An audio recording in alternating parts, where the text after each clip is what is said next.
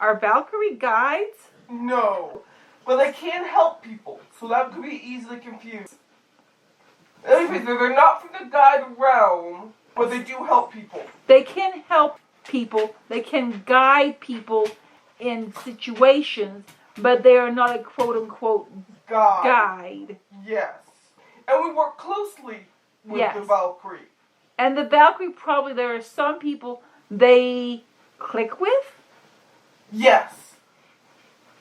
But the Valkyrie don't stick around very long. They come, they do what they're going to do. They leave. They leave.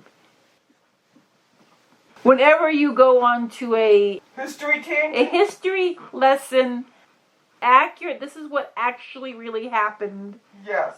And this is the information here. I really enjoy that. I think the Traawlers have been your favorite. I love the Traawlers. There is a sense of majesty and I'm not okay. It's not quite inspiring.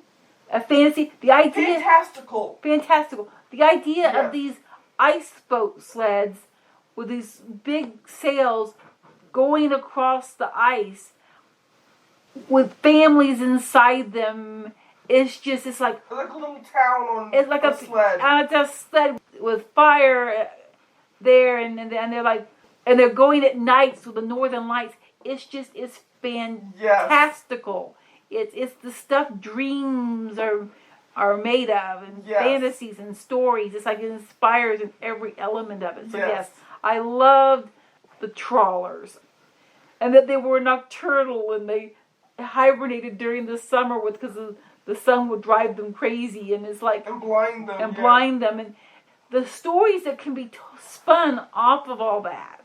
Yes, the stories that the Traawlers would tell about sun crazy, and their tattooed freckles. It's just constellation. It's fantastical, and I love that those stories, and that information, not stories, that information. Well, it's told like a story. It's told like a story.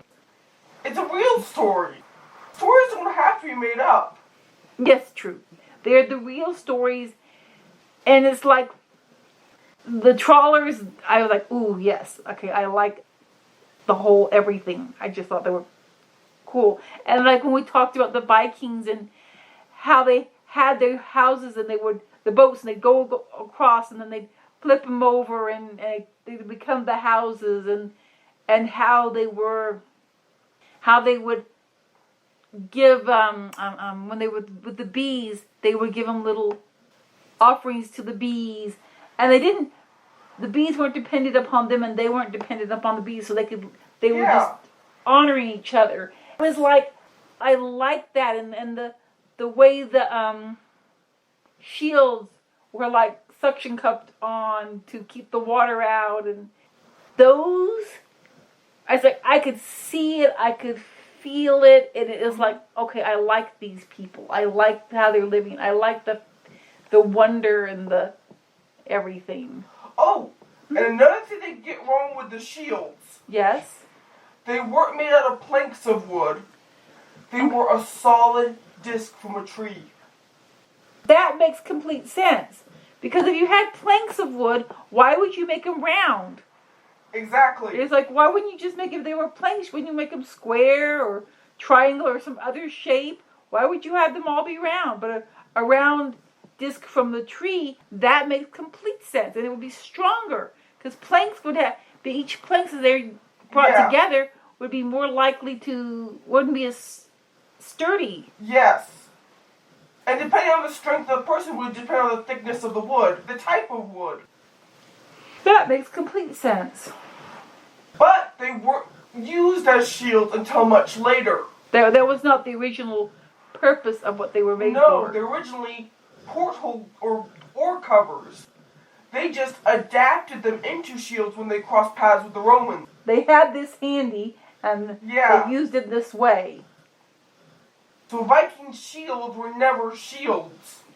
It wasn't a boat with a bunch of shields. It was a boat that had the oar covers to keep the water out when they didn't need them open, And when the necessity presented itself, they have something they could use.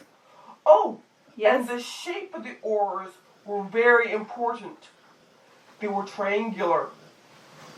Most oars are sort of oval shaped, not Viking oars, because they need to cut through the thick, icy water. Ah.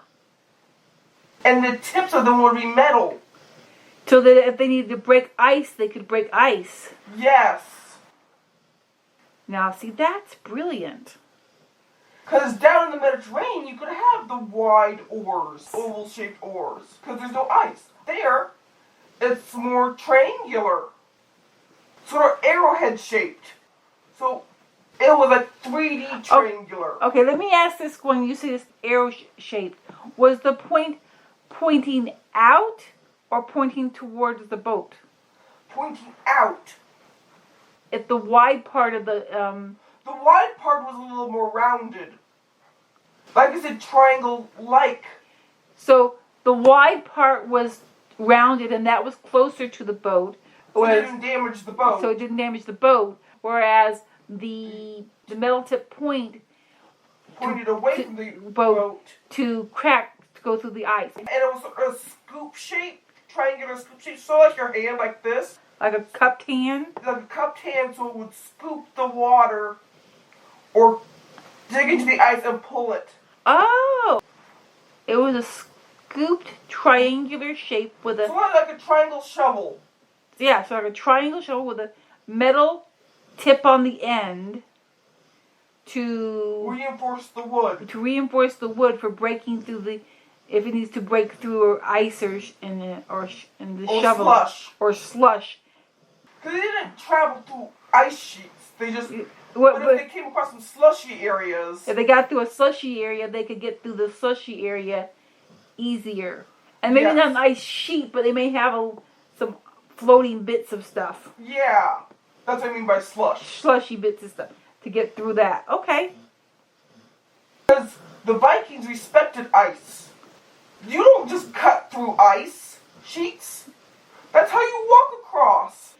So those little islands were all connected by an ice sheet. That's how you visited the other villages. Yeah. Why would you cut that up?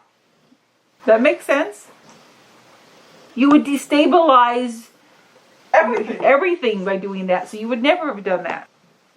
That is information and understanding that isn't around anymore. It isn't around anymore because later period, after the Romans had influenced and come in and cleared out and they replaced the oars. They replaced things more in line with what they had. Yes.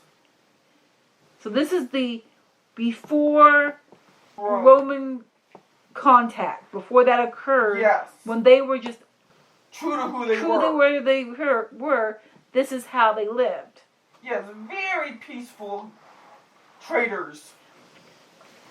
Because they try to push the concept of the survival of the fittest, they try to put that is something that exists. Vikings were never warriors. That idea of being people of great nations being warrior nations is ridiculous because, number one, war depletes a nation. War depletes the nation of necessities, of people, and even if you manage to live through a war, many times you're injured, you're not mentally right, everything gets decimated. The land, the animals, the people.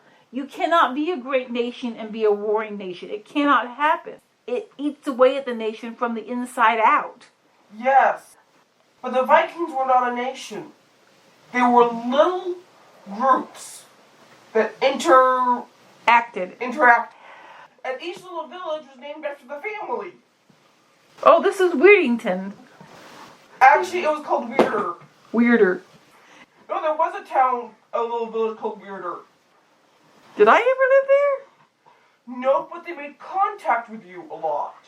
The legend is that you taught them how to weave. Did I? It's like they saw how you did it and tried to copy it. Oh, they saw how I weave. time and creation, that kind of stuff. Yes, and try to copy and it. they use that as inspiration. All right, well then that makes sense. So they named their village after you in honor. Oh, well that's sweet. They weren't weird, They just liked Wyrd. their channeler had a strong connection to you. That soul has not incarnated for a long time. They shouldn't. I mean, maybe well after the change and everything like that. Yeah. And things calm down. But they haven't incarnated since that time. Yeah. Once the Romans came in and started ushering in wars and stuff like that, it's not.